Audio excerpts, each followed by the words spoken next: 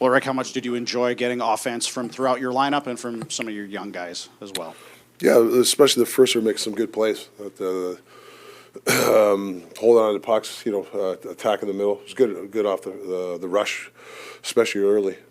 First NHL goal for Junior. What have you seen in terms of his progression to get to this point since he's joined your team? Yeah, I thought he really excelled tonight. Obviously the goal's great. He was really Footy's been spending a lot of time with him on surfing. That middle part of the ice, and I saw him do it about 4 times, like really well. So what he's grasping a lot of stuff Footy's talking about, and his gap was really good tonight too. Especially young D, what happens when you lose your confidence? You retract, you back in, and I didn't see that from him. Like he had some poise to really gap up and did a nice job for us. Feels like he's had a lot of scoring opportunities to actually get one. What do you think that's going to do for his game and confidence moving forward here? Yeah, I mean, it's just walking the blue line, poise of, if a guy's in your face, not shooting it past, and I think his poise every game, and he's a great kid. Like he's first guy at the rink. He's in the office watching video. The days off, he's in the he's a very coachable kid.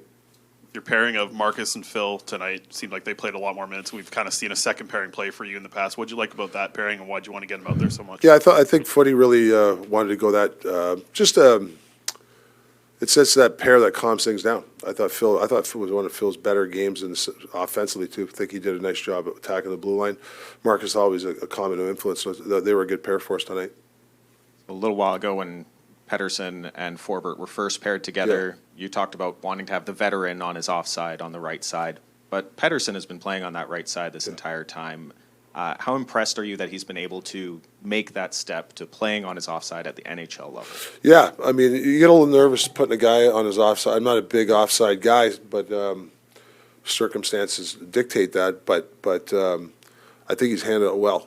He's put himself in good positions to get the puck. So, he's getting experience. So now the guy can play both sides. That's big to have. Power play goes 2 for 2. Yeah. What did you think about how they played tonight and how they created their chances? Yeah, we spent a lot of time with video and yesterday in practice, especially Brock's goal. I think I was telling you after the Seattle game how frustrated I was with the power plays. The middle was open and we got it tonight. And Huggy attacked the middle. Obviously, a hell of a play to Gar's best with that shot pass from the middle again. So I thought they took the information, applied it tonight. Good for them. When you see guys like Junior and Sasson grabbing goals and just what they're doing out there on the ice, what does that say about Abbotsford and just what they've been able to do down there? Yeah, I give them a lot of credit. I thought Sass was really good tonight. From the last time when he came up, I saw some improvement. So I got to give Manny a lot of credit because when we had him, he goes down, and it seemed like his knowledge was even higher than the last time. So when you get that kind of a maturation from a kid from going down and back up again, you got to give the Abbotsford crew a lot of credit. Sorry. Rick, how would you evaluate your team's performance in the second and third period? Because it is kind of complicated to play with a 5-1 lead, especially on a team that isn't going to the playoffs. Yeah, it's been a common theme this year, and we got to correct it. I hate to use the word maturity, but we got to understand when you're up. Sometimes we just let off. It's common nature, I guess, but that's maturity. That's probably the next level for us. We're a young team, and even leadership wise, we got to understand. When it's 5-1, we just don't back off. We just don't dump pucks in, and we just don't skate with a puck. So I saw a little bit of that tonight, the second and third, where we kind of backed off, and we gotta reverse that mindset. We have to. Is it hard to evaluate players then in a game like tonight? And I'm thinking of Max. Max said that it's not hard for him because he's so cognizant of everything. Not his goal, but where is he, his positioning. Do the young guys come up, you feel, have a better grasp of this? I might not get another look if I don't get the details right tonight? I hope so. I mean, that's the attitude you have to have. I don't care if you're up to, 10-0, you're young, or down 10-0. You're a young kid. You're a young kid when you get opportunity. every shift you get's an opportunity, so you have to think that way. I mean, everybody's got to think that way, but especially young guys. I thought the young guys, since they've been up, they're giving us all they got. They're playing hard for us. You know, yeah, there's mistakes, and there'll be poised stuff that they'll get better at, but the effort from the young guys, to me, has been really outstanding. Rick, what did it say about the team? You had the rough night on Wednesday night, give up a goal, Yeah. 82 seconds in, yet they turn around and Yeah. score the 5 goals so quickly. What did it say about this team? Yeah, I mean, we talked about being, obviously slim. It's the slimmer of trying to get to the postseason. It's slim, right? But we talked about yesterday details and professionalism, and that's something we got to work on every day. So got to give them a lot of credit. Really enjoyed the first period. Like I said, a lot of fun watching the guys make some plays.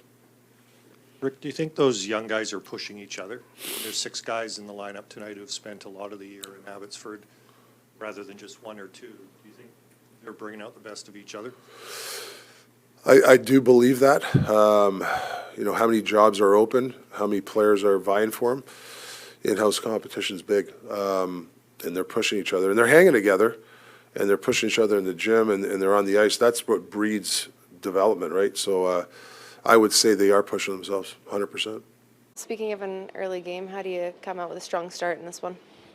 Well, I think it's important that we might have a couple different lines, so I think it's important that we have a really, obviously adhere to the game plan, but I really want the guys to really play these games like they mean something, obviously, and try some stuff. We're having a tough time scoring the last couple of games, and I think there's plays out there to be made, and we got to have the courage to make them. So that's what I want to see, a lot of courage in making these plays. What can you tell us about those different lines in your lineup today? Yeah, so Sass will go in and probably keep Sass with Lettermacki and Carlson. I think Sass played with those guys down there. Carlson, keep that chemistry. And I think I'm going to switch Jake and Bess up. Have maybe Garland go with Bess and Puce. Maybe a little bit of, maybe they can get some chemistry there.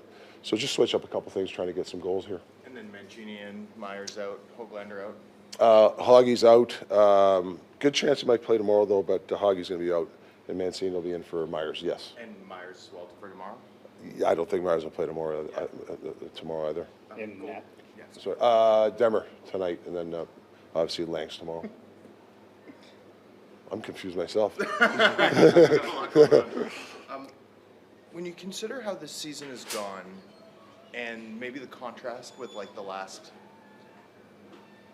4 weeks, 5 weeks, where your team's defense and structure has sort of gotten back to where it has, regardless of what the results have been, versus what we saw maybe November, December, January, does that heighten the importance of getting sort of that professional effort on the way out here? Yeah, I mean, listen, I love the word professional effort. This is, we have some players here are, they're trying to open up people's eyes, and we have some people here that maybe haven't played as great this year. That can they salvage something? I mean, everybody's got something to play for, and it's my job to make sure you guys understand that these aren't just wasted games. I call these important games to me. I think it's important to see how the mettle we have.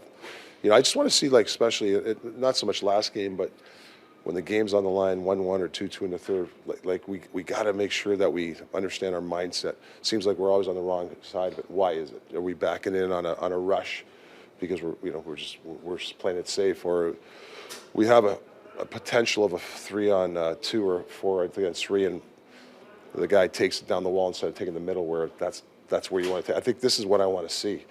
I mean, that's the time you want to be a little bit more.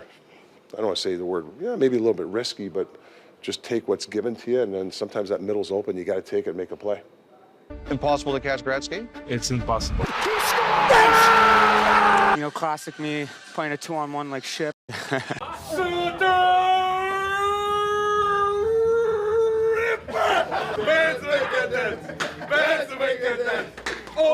Playoffs?